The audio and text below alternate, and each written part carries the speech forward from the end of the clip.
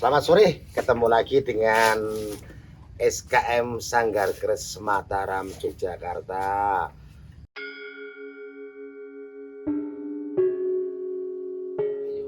Kita ketemu di sini kebetulan sore hari ini juga kedatangan tamu dari Lombok, yaitu Mas Mamen. Selamat sore Mas Mamen. Selamat sore.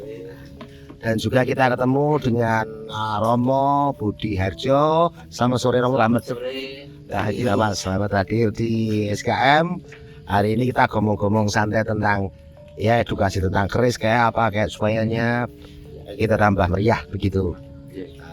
Gimana Pak Budi tentang penjelasan tentang kebudayaan sekarang? Mungkin agak sedikit ini ya Pak Budi, agak sedikit melemah karena tidak ada edukasi ke generasi. Nah, ini upayanya bagaimana Pak Budi supaya kita Sanggar Keris Mataram ini bisa memberi edukasi ke generasi yang selanjutnya. Iya, Gitu Pak ya. Budi. Terima kasih Mas. Kaitannya dengan edukasi kepada generasi penerus kita nanti ya.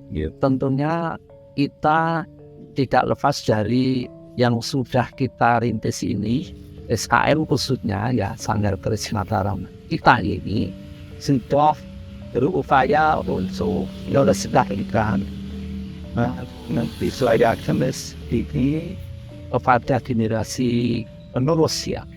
Ya, tentunya untuk sarana edukatif ini memang tidak mudah dan tidak secara langsung ya kita bisa kepada masyarakat tentunya melalui tahap tulisan halus. Nah, bagaimana tahapannya? Tentunya Sanggar Keris Mataram ini sudah berupaya untuk melestarikan, khususnya melindungi, mulai dari mengumpulkan benda yang terkait dengan keris ini ya, baik itu yang terkait dengan tinggalan nenek moyang kita, warisan ya, sampai kepada yang ada di masyarakat itu kali terkait dengan dari sisi ekonomi itu masih nguri-uri juga, tapi dari sisi memorial satu dan dari sisi seni ya, karena tertarik pada benda keris ini itu sangat kompleks sekali ya.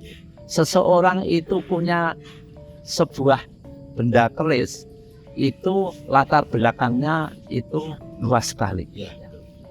Nah, sehubungan dengan itu kebetulan SKM ini akan berusaha bagaimana salah satunya supaya keris itu menjadi suatu benda yang mengedukasi kepada publik ya. Ya, tidak hanya kepada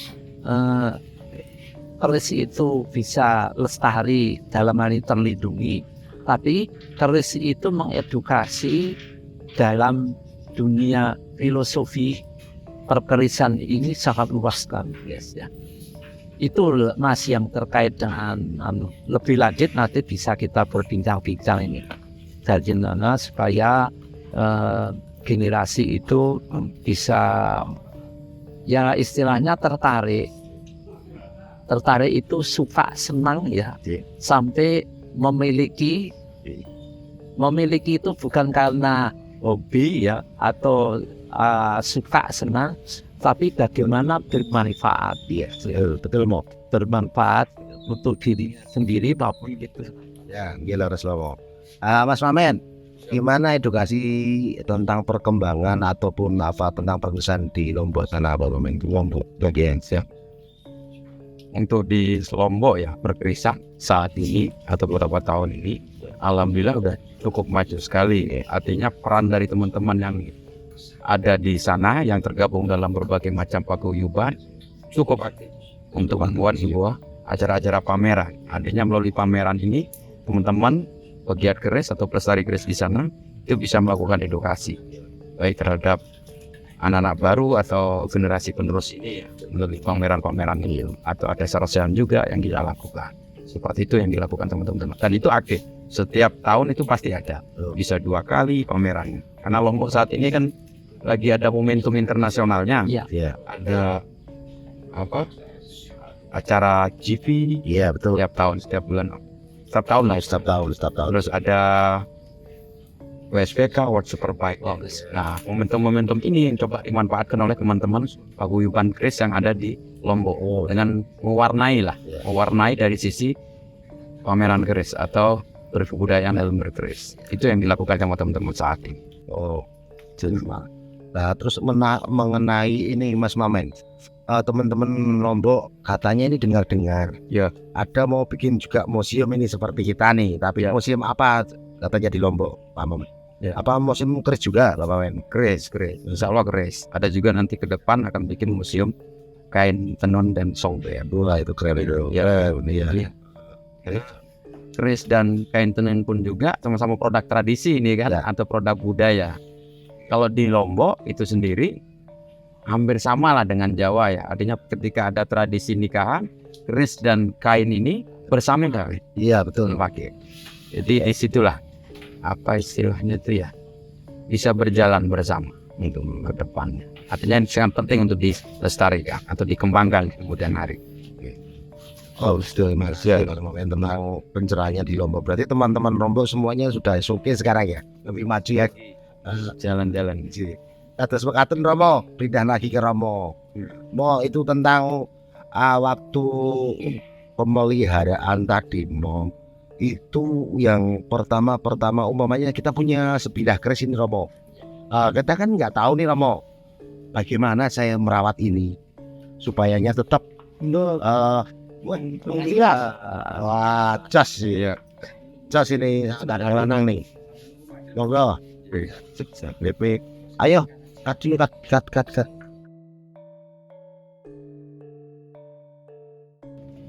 Bang, ini sampel nunjane sampel nopo kok dirapi, Bang.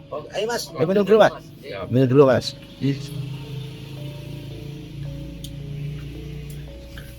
Top.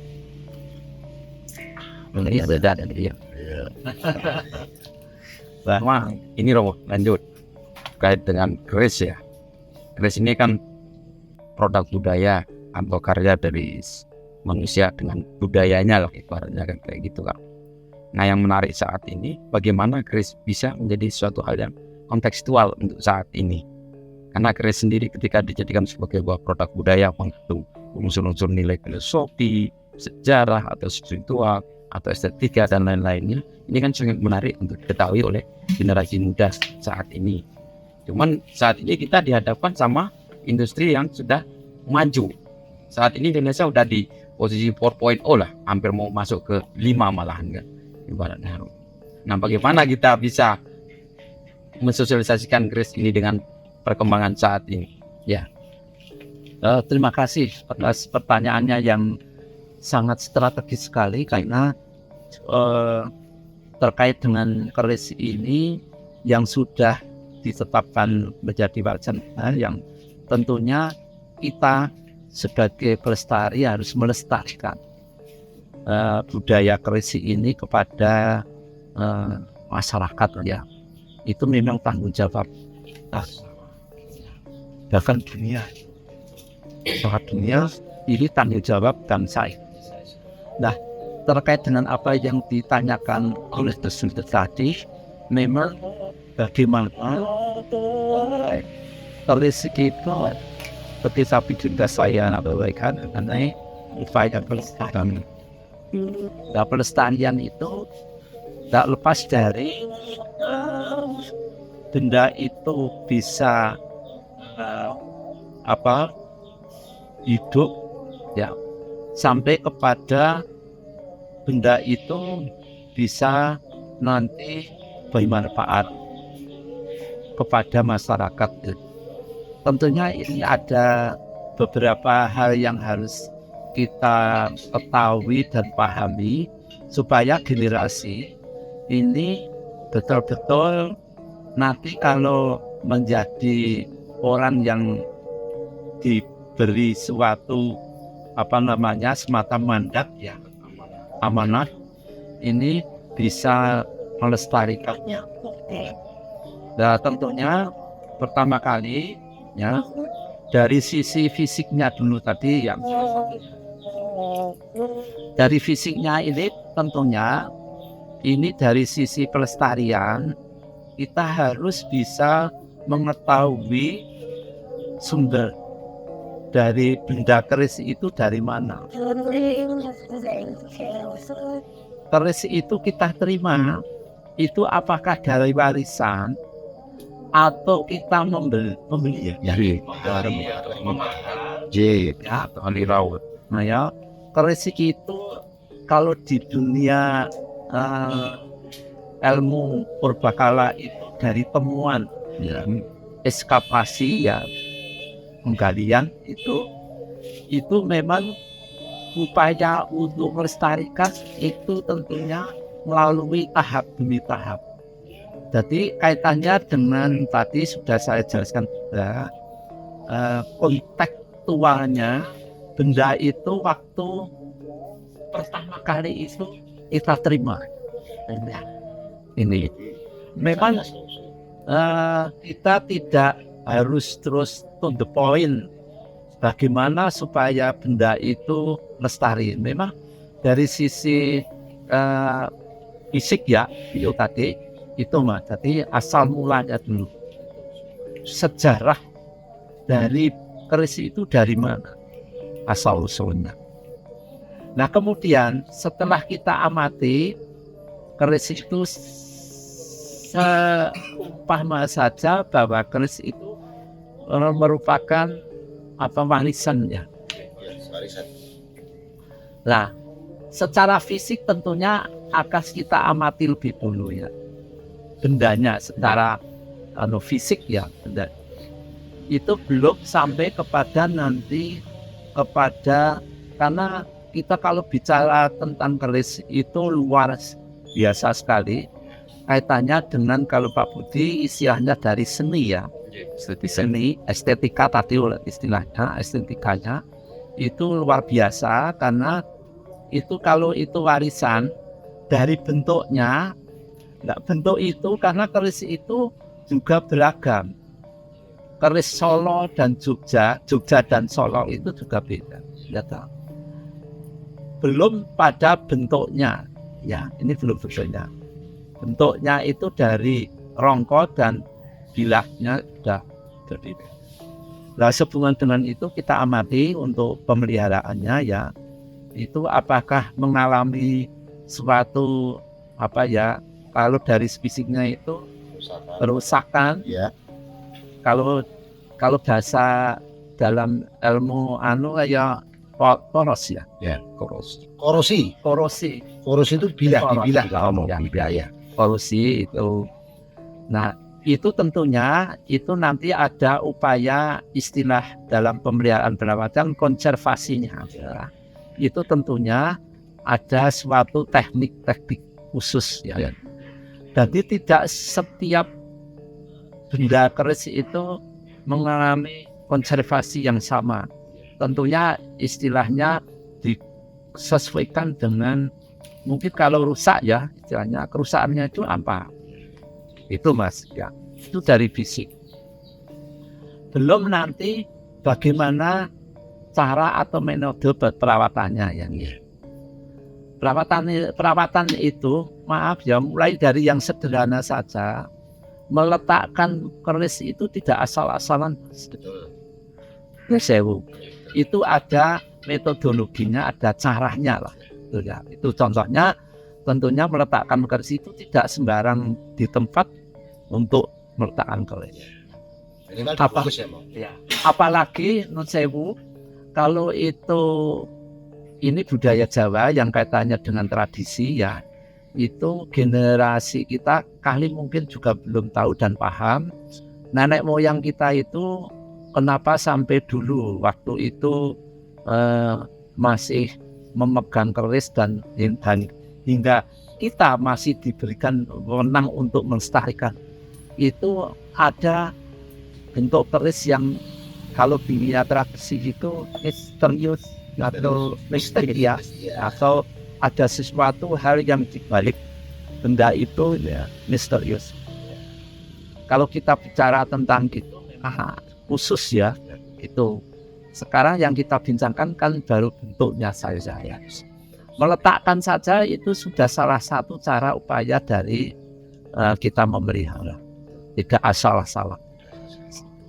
Belum nanti kalau nanti kaitannya dengan benda itu, karena benda itu contoh ini keris ya. Benda itu, kebetulan keris itu asal usulnya dari beragam ya, tidak hanya satu benda dari ini sudah dari logam, ini dari kayu, hanya dua saja ya, logam dan kayu. Secara kontekstual meletakkan sendiri itu jika asal tadi saya sebutkan tidak asal-asalan, tentunya disesuaikan dengan lingkungan. Lingkungan kita itu juga tidak lepas dari cuaca. Cuaca itu bisa saja sangat mempengaruhi dari benda itu. Nah, makanya nanti kalau salah satunya udara ya, udara, suhu udara itu juga sangat mempengaruhi dari benda keris. Baik itu yang dari logam maupun dari kayu. Itu Mas. Ya. Begini, Romo. Kadang kita kan ada singkap Romo. Itu kan lebih baik ya Romo ya. Habis kita bersihkan semuanya, kita beri minyak supaya tetap bahannya atau bilahnya bagus, warnanya juga terjaga. Kita kan ada singkap. Singkap itu tempat keris ini tadi supaya ditaruh di almari atau di mana lebih aman dari cuaca ini. Pak Memeng ada pertanyaan lagi kepada Romo? Ada pertanyaan lagi pada Romo? Atau Kalau saya tertarik kayak tadi, artinya bagaimana keris saat ini itu bisa menjadi sebuah konsumsi orang banyak ya, perkembangan teknologi saat ini. Artinya secara fisik mungkin bisa kita pegang ya, atau bisa kita nikmati akan estetikanya. Tapi kan di lain unsur keris juga memiliki unsur spiritual, memiliki unsur filosofi dan sejarah. Nah, ini kan kurang tersosialisasi di masyarakat saat ini kan. Ya, saya paham apa yang disampaikan tadi itu kaitannya dengan pelestarian substansinya di pemanfaatannya. Makanya peran bagaimana supaya generasi itu bisa memanfaatkan, jangankan memanfaatkan, suka dulu. Kalau belum suka nggak akan menekan, suka dulu. Itu kaitannya dengan nanti substansinya upaya kita edukatif. Ya, bagaimana generasi sekarang ya itu supaya mengetahui dulu, mengetahui baru nanti mencintai. Ya toh, kalau sudah mencintai nanti pemanfaatannya akan lebih luas. Tidak hanya pada seni untuk umpamanya dalam dunia tradisi ya, budaya tradisi, untuk kepentingan yang terkait dengan nguri-nguri budaya, dengan dipakai untuk pakaian itu dan seterusnya itu loh. Sehubungan dengan apa yang ditanyakan itu sudah terjawab ya, katanya substansinya pemanfaatan itu mengedukasi kepada generasi supaya tahu dulu, biar mereka itu nanti kalau sudah tahu ya memahami, apalagi mencintai. Cinta itu mesti tahu dulu. Iya betul. Ya. Nah, sehubungan dengan itu memang tidak mudah ya. Tidak mudah terus terang, karena yang bagaimana supaya mereka itu tahu dan mencintai intinya ya itu melalui pendidikan. Nah, pendidikan itu bisa secara formal dan non formal ya Pak. Saya bisa langsung maupun tidak langsung kalau sudah ya. Nah, yang formal jelas kebetulan pemerintah sudah sekarang itu sudah ada non-sewu misalnya prodi ya, program studi atau di dunia sekolah jurusan ya tak, jurusan atau prodi. Sampai hari ini kebetulan pemerintah sudah sekolahan. membina ya, membina generasi itu lewat sekolah dan kuliah ya. Betul, ada itu Romo. Itu di Solo dengan di Jogja ada. Iya. Begitu. Sebab apa masih terus Mas Mamen ngomong-ngomongnya Nah, ini belum yang secara langsung seperti yang sudah mau dirintis oleh Mas Mamet tadi. Mas Mamet punya ide terkait dengan membuat museum. Ya. Nah, itu juga sarana edukatif, Mas. Jadi sarana edukatif. Jadi museum pendidikan, dunia pendidikan atau formal non formal. Tapi sarana prasarananya bisa lewat kampus ya, atau melalui dunia kampus, atau yang di masyarakat salah satunya membuat museum. Itu dan museum itu sendiri sebagai sarana edukatif kepada publik atau kepada generasi, tentunya itu nanti dalam menyampaikan informasi yang terkait dengan benda yang dipamerkan, disajikan, itu pun bisa langsung maupun tidak langsung Belajar ya. untuk belajar. Untuk belajar memahami tentang perkerisan. Ya. Makanya dalam arti pertama supayanya generasi muda, generasi penerus kita, Mas Mamen, intinya itu harus memahami dan belajar tentang keris dulu. Informasinya harus mereka dapat. Iya. Nah, kita sebagai kecintaan itu kan tahap selanjutnya. Kita sebagai pemerhati tosan haji, Mas, kita ya tidak kurang-kurang setiap ada acara di daerah ataupun dimanapun tempatnya, kita harus itu diselipkan, Mas Mamen, untuk edukasi tentang keris. Itu harus ada aja supaya jangan keris itu malah dianggap orang sekarang kan pegang banyak yang takut, Romo. Ya. Nah, keris semua takut kan, makanya gitu. itu tadi seperti yang tadi harus diinformasikan dulu. Informasikan, tahu dulu. Itu belum paham, baru tahu dulu. Nah, tapi kalau sudah memahami itu tadi kaitannya dengan yang panjenengan jelaskan lah. Ya, itu sudah memahami bahwa keris ini ada suatu hal yang misterius ya. Ini karena itu tadi belajar itu. Ya kebanyakan dulu, Romo. Saya pun waktu dulu belajar, Romo, juga dulu kok gak takut kok karo keris kan gitu. Ya seperti itu, Romo. Padahal kita kan sedikit banyak kalau sudah memahami tentang keris, orang kan kita kadang tahu. Karena ini hanya sebilah keris itu tinggalan leluhur kita, sebagai penerus itu hanya uri-uri budaya seperti itu dan pemeliharaan tadi cuman sekarang ini bagaimana supaya adik-adik kita, generasi kita mau memahami dan tahu keris itu seperti apa kan gitu. Nah, caranya bagaimana lah, seperti yang Romo jelaskan, yang Mas Mama jelaskan, itu mungkin dengan media. Dan sekarang media itu kan sudah lebih canggih, seperti dari anak kecil sampai orang tua pegangannya Android. Pasti apapun pasti buka di situ tentang pengetahuan tentang keris.